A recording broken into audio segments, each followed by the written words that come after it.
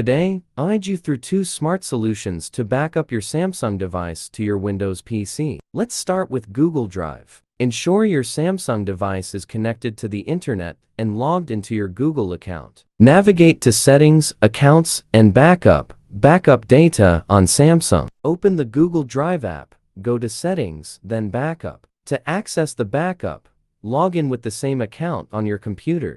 Now, let's explore MobiKin Assistant for Android. Download and install it on your Windows PC. Launch it and connect your Samsung device to your PC using a USB cable. Enable USB debugging on. It will automatically detect your device.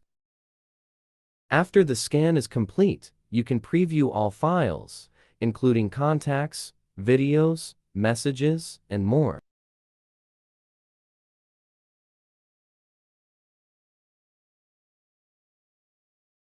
Select the data you want to back up from the available categories.